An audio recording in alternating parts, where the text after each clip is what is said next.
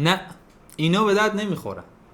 فصل پیش اینجاها دیگه اسم بچه‌شون هم انتخاب کرده بودن. محمد دنبال زوجا افتاده بود گیرشون بیاره که آقا نکنید این کارو نکنید لطفا، زشته. اینا نمیدونن میخوام پارتنرمو بشناسم و بذار با هم دیگه دست نمیزنم به هم دیگه. اونجا داشتن لب میگرفتن. ترانه اگه از اول بود تا اینجا 3 بار ازدواج کرده بود. خلوت خودمون به یاسم گفتم من با تنهایی. دوستان سلام، من علیم. خیلی خوش اومدید به کانال من. چی فکر کردی فصل دوم تنهات میذارم؟ اصلا قبل از اینکه بخوام ویژه برنامه این سه تا لاشخوره. بیا بالا یه لحظه معرفیت کنم بعد میدم با پاهم بازی کنم. این جا مونده بود. قبل از اینکه به این سه تا لاشخور بپردازیم اینو بگم که از تمام ایرانی‌های مقیم ترکیه خواهش می‌کنم زودتر فرار کنید، چون ماهرخ همین الانم با قسم و این چیزا داداششو نگه داشته. بیاد اونجا ببین تیکه پاره است. دیدی داداش من اگه بیاد تو استانبول چه بلایی سرمون میاد اینجا؟ اگه وارد کنید من بی سلاح میشم. کل سلاح‌ها الان دست منه. داداش من یه آدم کله خرابیه. یعنی بیاد ببین اصلا واسه مهم نیست بمیره یا بمونه که. از تمام دختر خانومای اسکینی سفید مفید خواهش میکنم که نفس امارتون رو کنترل کنید. میدونم سخته، متوجهم، واقعا سخته که یه باب اسفنجی با موهای بلند با تیپ معلمای فیزیک دوره راهنمایی وارد یه جمعی میشه. واقعا سخته. بالغ بر 25,000 تومان هم حتما تو جیبش داره، اینم هست. بابا آخه تو سیست به این میخوره که بیا به من بگی اسکینی؟ بابا تو هیکلتو نگاه کن، تو چقدر وحشتناکی، تو از همه بدتری، تو از سیاوشینا هم بدتری. یعنی مگه میشه یه آدم هیزی شاهینو داشته باشه، پیکمی بودن امیرحسینو داشته باشه، عین میلاد عین گشنه‌ها غذا بخوره، مثل علی منم کنه؟ تو بدترینی قشنگ. تو اصلا میکس همه این دیوونه‌ها بودی. واقعا شانس آوردیم این فصل پیش نبود. این خیلی شناگر خوبیه، اینجا بهش زیاد دریا نمیدن. البته بیایم زودم قضاوت نکنیم، ما این حیوان کلا پای بغلیشو دوست داره. اینجا پیدا نکردیم دیگه باید بازنشست کنیم خودمون. اون میخواد بگه قبول میکنم یا قبول نمیکنم که مثلا با تو 2 روزه اومده تو برنامه، یعنی 2 قسمت گذشته این به 2 نفر پیشنهاد سیغه داده. بعد میگه من آدم اعتقادی ام، من یه خانواده بی‌ناموسی اومدم که مثلا ما اینجوریم. ما وقتی یکی میره خواستگاری یعنی سری سیغه رو میخونه. خوندم من تو بودی گفتم زوج تو نفس من راضی نیستم عزیزم. معلوم علل مهر معلوم. من تو عزیزم نگو اعتقادیم، نگو مسلمونم، بگو جمهوری اسلامی ام، بگو از تابعیت اونام. تو رو قرآن اسم این سری مسلمونم خراب نکن. این یکیش. دومش هم این که پدر تو هم میگی قبل تو، من گفتم من به هم چیزی اعتقاد ندارم، اصلا برای من قابل قبول نیست. بعد میگه که آقا من ازم پرسیدن نماز میخونی؟ گفتن هر از گاهی میخونم. هر از گاهی همون یه دفعه هم که میخونی بزن به کمرت بی‌ناموس. من آدم مذهبی هستم، ازم پرسیدید گفتیم که نماز میخونی، گفتم گاهی وقتا نماز میخونم. اینجا مثلا قرآن تطبیق کردی چیکارت کنیم؟ بوس کنیم بذاریمت کنار؟ اونم بزنه به کمرت. میگه که من از روژان خوشم میاد، دارم با یاسمن آشنا میشم، دستم رو پای یلداز، فکرم لا پای ناد. بابا برو گم شو دیگه بی‌ناموس. سگ به تو پا نمیده. 10 سال سینگلی. همون زیگیل میگیلایی که تو پارتی بهت پا میدن همونا اوکی ام با. بابا یه دختر جدید اومد عین هو این گشنه. بابا یه پا بندازی جلو این بره. چرا از همه دخترها تعریف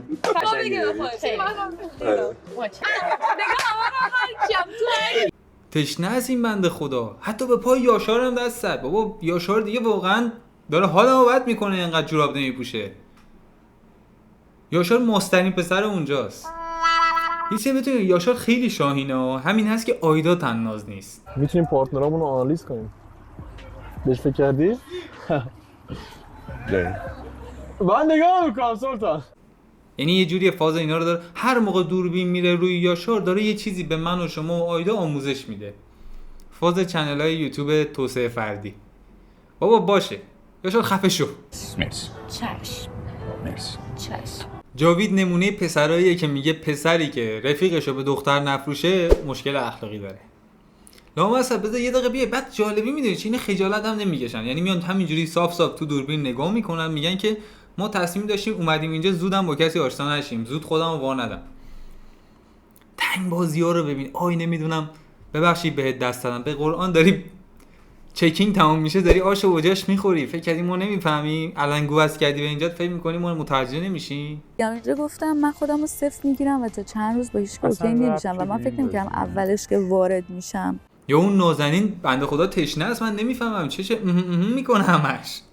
من احساس میکنم چون انگلیسی بلد نیست، چون میدونید که هر از گاهی جاوید یهو دیوونه میشه انگلیسی میگه، اونم هر موقع میخواد جوابشو بده میکنه. حالا ما مثل نمیکنیم مشتی، ولی خب بازم نازنین امیدوارم یهو یه مهیار بیفته رو پاهاش آروم بگیره این بنده خدا. اینم خیلی تشنه است. این دوتا باید با هم کاپل میشدن، میرفتن یه گوشه پای هم دیگه رو ماساژ میدادن، تمام میشد میره. همچین چیزی رو قبول نمیکنم. یعنی چی من بیام اینجا صیغه کنم برای من صیغه یعنی چی این حرف اصلا؟ این حرف اصلا یعنی چی؟ بعد اینجا سجاد که از اسکاتلند اومده اینقدر گندگوزی انگلیسی نداره، البته حقم داره که نداره. حق داره. تره موقعی که جوونی یه دونه با ملف میگم دوست داری توی رابطه الفا باشی یا حتما باید الفا باشی یا برات مهم نیست؟ این دوتا از لندنیای مقیم استانبول یه جوری انگلیسی حرف میزنن آدم پشماش میریزه. من اینجا یه لحظه گفتش you're rapper. من گفتم این چی گفت؟ گفت تو رپری؟ بعد گفتن آره واقعا بهش گفته رپری. بعد میگه understood me. You're a rapper. Can you understand me?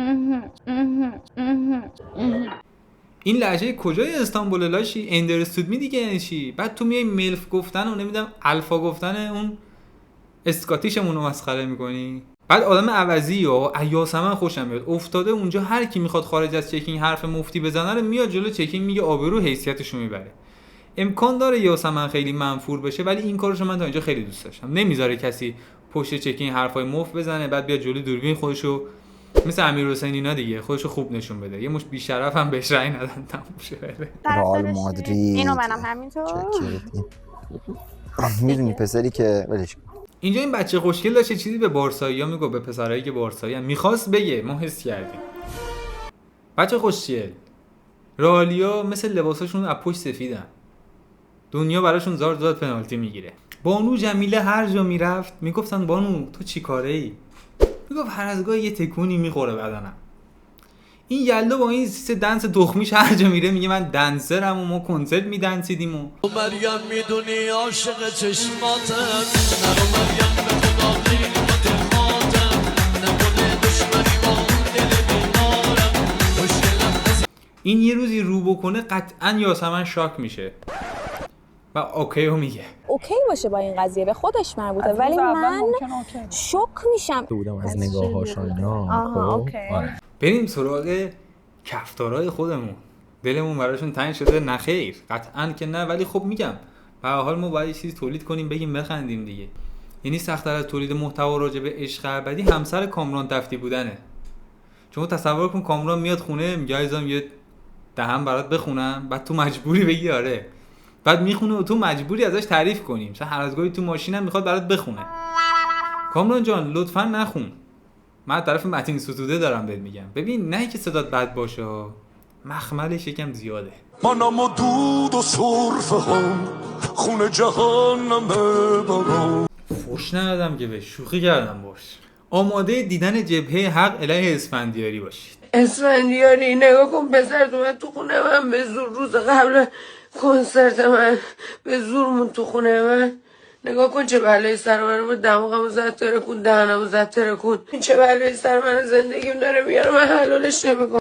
کل سلاح‌ها الان دست منه. ماهرخ بعد از اینکه اسفندیاری رو کشت، جبهه حق علیه باطل هم نابود کرد، باطل علیه حق هم ترکونده، تو اینستاگرامش کم کم شروع کرده به حیوانای توی خیابون کمک کردن، دست میکشه سر گربه‌ها، مثلا خودشو حامی حقوق حیوانات نشون میده.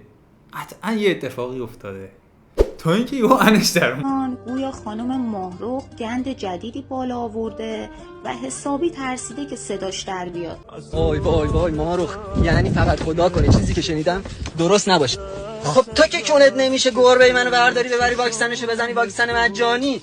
تو ترکیه مگه پول میگیرن برای واکسن؟ تو که کونت نمیشه بری رسیدگی کنی، برای چی گربه رو به زور از من میگیری؟ سری که هرسانه در بیار خار گربه رو گاییدی. یعنی گوکاریات کارماش نه هم به خودت اطرافیانت داره میخوره، هم به جک و جون برا. تا کی؟ تا کجا میخوای بری؟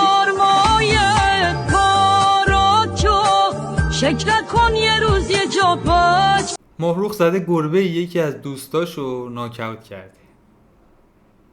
مگه میشه؟ تو چقدر حیوانی آخه. احتمالاً گربه هم ریجکتت کرد، گفت از پایین باز رفیق نمیشم. بعد حالا قضیه داداشه چیه؟ داره همه رو تهدید میکنه که ببین داداشم نیادا بیا تیکه پاره اید. اون اعصاب نداره، خیلی غیرتیه، نگاه نکنید من خواهرشم. سودا اومده الان داره آبروی مرداد رو میبره. اون دوستانی که اعتقاد دارن که آقا بس دیگه، چقدر شماها جلفید، خزید، بس کنید خال زنکا، اینقدر نمیدونم تمامش کنید، اینقدر به اینا هیت ندید. ببین عزیزان، اینا اگه بهشون هیت ندیم یه توهمی براشون پیش میاد که فکر میکنن محبوبن. بعد محبوبن چیکار میکنن؟ بیام مصاحبه کنم افشاگری کنم، چون من الان محبوبم دیگه. یه 4 دفعه که به اینا نرینیم اینا همینجوری جوگیر میشن. مثلا پول بلیت دبی به تهرانت که مهیار داده کی میخوای بدی؟ عکس‌ها و ویدیوهایی ازت تو دبی دارم که خودت هم نداریشون. الان اومده مصاحبه کرد داره آبرو مردادو میبره. آره نمیدونم، من رفتم باهاش پارتی شب بیرون، یهو سیگارو گذاشت و میگفت حساب کن. وا یا ابوالفضل بردت دبی فروخته. بعد میگه که آره، میگفت من ببرم نگار و بهار رو ببرم دبی، ازشون تو خونه فیلم بگیرم فلان کنم مثلا، بعد بفروشمشون تهدیدشون کنم. سودا جان کمتر خاطرات خودتو برامو تعریف کن. سودا یا مریم نمیدونم. باید حداقل چارچوب حجاب اسلامی رو رعایت کنن. تو هر جامعه ای اگه پوشش یه فرد حدی باشه که به قول آقای دکتر باعث فساد تو جامعه بشه، قطعا حق بقیه داره ضایع میشه. اون دارکی که از این کارا میکنه فقط به خودت میاد. من نه که هم مهرداد خوشم بیاد، از اون کلا خیلی بدم میاد، صدها بار ثابت کردن. ولی این کاره نیست بابا، این همون حولاییه که تو خیابون میفته دنبال دخترا. این از اوناست که سوت میزنه، سو میکشه، شماره بده شما. این کاره نیست، این کارا کار خودته. پرستو صالحی اومده یه دونه مصاحبه کرده با ایران اینترنشنال و داره میگه که آقا پشیمونم، من معذرت میخوام، یه جاهایی من اشتباه کردم، یه جاهایی نباید جبهه میداشتم، جبهه داشتم. آفرین به باریکلا. اینجوری باید معذرت خواهی کنه آدم، نه اینکه میاد میگه بابا مثلا یه تناز میاد معذرت خواهی میکنه 4 دفعه بین اون مثلا میزنه، بعد میگه که چرا یهو غیر ارگانیکش میزنه بیرون، نمیتونه فیلم بازی کنه. همون اول میاد مثلا با میگه مردم شما فکر نکنین فقط یه فرشه یه ریپورتیه. من اومدم کار کنم با پیج، هر پیجی که من تبلیغ میکردم با بغض. بابا اول داستانو تعریف کنی بعد گریت بگیره، یا نکنه گریه میکردی زنگ زدی به برنامه. بذار شروع شه، بعد کم کم میگم دیگه غیر ارگانیکش میزنه بیرون، نقش اصلیه میاد بیرون، یهو میخواد مجیرم لبخندای مکوش مک بهش بزنه، میخواد بره کارهای مجیرم بکنه. دوستان مرسی که تا اینجا ویدیو رو دیدید. حتما ویدیو بعدی میپردازیم به دیس و دیسکشی لیل علی و باب اسفنجی. اگه ویدیو رو دوست داشتید لایک کنید، کامنت بذارید، چنل رو سابسکرایب کنید. تا ویدیو بعدی، چاو.